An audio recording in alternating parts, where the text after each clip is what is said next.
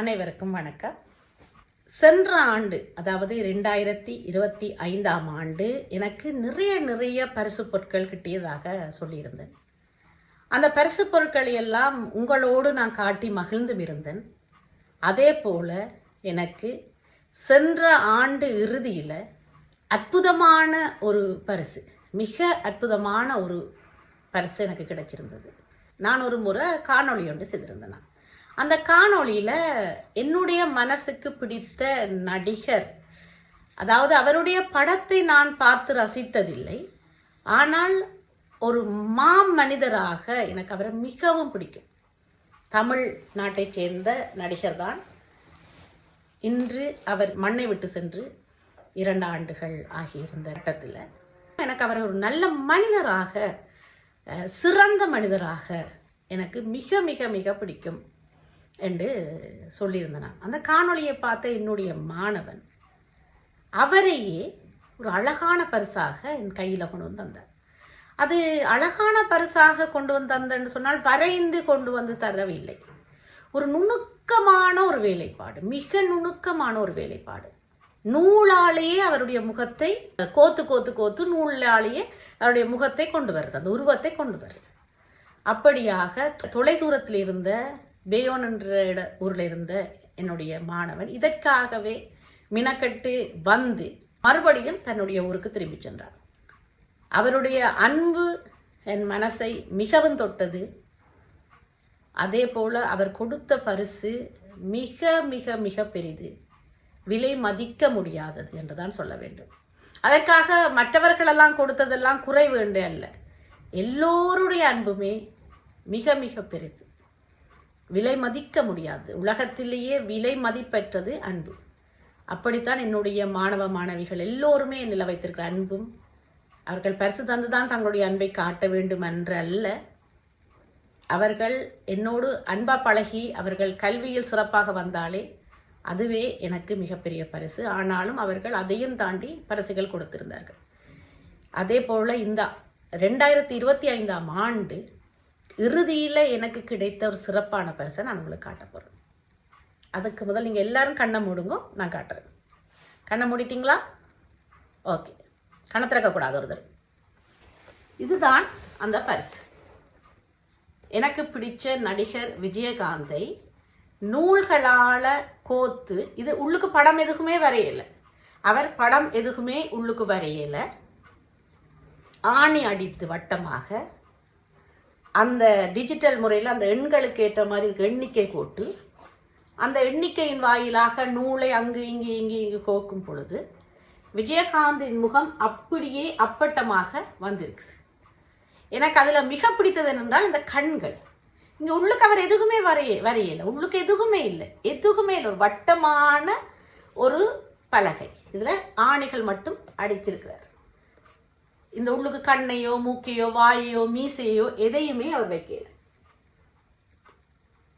நூலால கோத்து அவர் செய்து என்ற கையில் கொண்டு தந்தார். எனக்கு நீண்ட நாள் ஆசை, அவர் விஜயகாந்த் இறந்தா பிறகு அவருடைய படத்தை என் வீட்டில் வைக்கணும்னு சொல்லி, கும்புறதுக்காக இல்லை, அதுக்கு ஒரு மரியாதைக்காக. அவரை போல நானும் ஒரு நல்ல மனிதநேயம் கொண்டவளாக வாழணும் என்று ஆசைப்படுறேன். நான் என்னால் முடிந்த அளவுக்கு அவரை போல பெரிய தியாகங்கள், பெரிய கொடை வள்ளலாக எல்லாம் இருக்க முடியாது, கடினம். ஆனால் என்னால் முடிந்த ஒரு சிறு பங்கு அல்லது சிறு விடயமாக நான் சில விஷயங்களை செய்ய முயற்சி செய்வேன். அதுக்கு காரணம் இவரெண்டு கூட நான் சொல்லுவேன். இந்த அழகான பரிசை எனக்கு கொண்டு தந்தவர் ஒரு மாணவன், மிக சிறப்பான பரிசு. அதான் சொன்னேன், இது கடினமான ஒரு வேலை.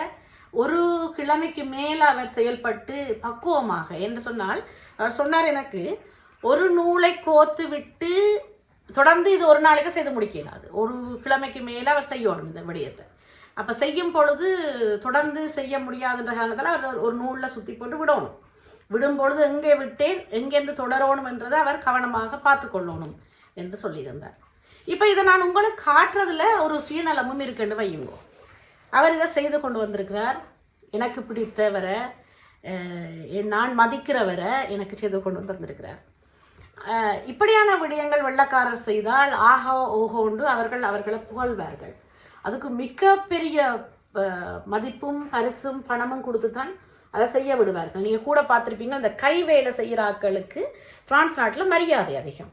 என்னுடைய தோழி ஒருத்தி பிரெஞ்சு நாட்டவர், அவர் கையால் நகை வேலைகள் செய்கிறவர், மிஷினரி இல்லாமல் தானே ஒரு அத்திலியை வச்சு இந்த கற்கள் எல்லாம் வாங்கி தானே ஒரு டிசைன் செய்து வரைஞ்சி அதை செய்கிறவர். சிட்டியான தொகை கொடுத்து அதை வாங்குறவர் போய். இப்படியான வேலை செய்கிறாக்களுக்கு பிரெஞ்சுக்காரன் மிக மரியாதை கொடுப்பினோம். ஆனால் நாங்கள் என்ன செய்கிறோம்னு சொன்னால், இப்போ எனக்கு பரிசு வந்துட்டார் ஓகேன்னு சொல்லிட்டு இதை வாங்கி ஒரு பக்கத்தில் வச்சுட்டு போகிறது எம்மவருக்கு நாங்கள் கொடுக்குற மரியாதையாண்டால் இல்லை. அவருக்கு நாங்கள் இன்னொரு வழியை வகுக்கணும். ஒரு இளைஞர் மிக ஆர்வமான கலை நுணுக்கம் தெரிஞ்சவருக்கு நாங்கள் இது ஒரு மிகப்பெரிய ஒரு வேலை வாய்ப்பாக செய்து கொடுக்கணும் எனக்கு ஒரு ஆசை.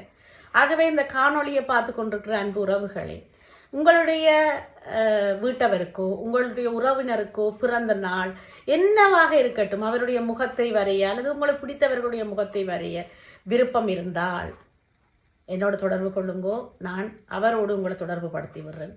இதை நீங்கள் அவர்கிட்ட சொல்லி உங்களுக்கு விருப்பமேட்டு, ஆனால் அந்த வட்ட வடிவத்தில் தான் செய்யலாம், அது கட்டாயம் வட்டத்தில் தான் செய்யலாம். இந்த வட்டத்துக்குள்ளே அடங்குற மாதிரி நீங்கள் செய்து கொள்ளலாம். அவர் கேட்குற தொகையை கொடுத்து செய்யலாம். செய்தீங்கன்னு சொன்னால் இது ஒரு அழகான ஒரு வித்தியாசமான கைவேலையாக உங்களோட வீட்டை அலங்கரிக்கும். அதோட ஒரு கெட்டித்தனமானவருக்கு ஒரு உதவி செய்கிற மாதிரி வழிவகுக்கும். மிக அழகான பரிசு எனக்கு கிட்டியது 2025ஆம் ஆண்டு இறுதி வாரம் கிட்டிய சிறப்பான பரிசு. இனி 2026க்குள்ள இருந்து என்ன பரிசுகள் கிடைக்க போதும் எனக்கு தெரியல. ஆனால் இன்னும் கொஞ்சம் பரிசுகள் இருக்குது, நான் உங்களோட காட்டி மகிழணும். 2025 கிட்டிய பரிசு, அதை நான் பிறகு காட்டுறேன். இந்த பரிசை பற்றி உங்களுடைய கருத்தை சொல்லுங்க எனக்கு. அதே போல் நீங்கள் விருப்பப்பட்டால் இப்படியான உங்களுக்கு பிடித்தவர்கள் அல்லது உங்களுடைய முகங்கள், உங்களுடைய பெற்றோர்களுடைய முகங்களை கூட நீங்கள் அவர்கிட்ட சொல்லி செய்து ஒரு நினைவாக வச்சு கொள்ளலாம். அதே போல் அவருக்கு அது ஒரு நல்ல வழிகாட்டியாக இருக்குமென்னு நம்புகிறேன். இந்த காணொளி உங்களுக்கு பிடிக்குமென்னு நினைக்கிறேன். இந்த பரிசை பற்றி உங்களோட கருத்தை என்னோட பகிர்ந்து கொள்ளுங்க. வணக்கம்.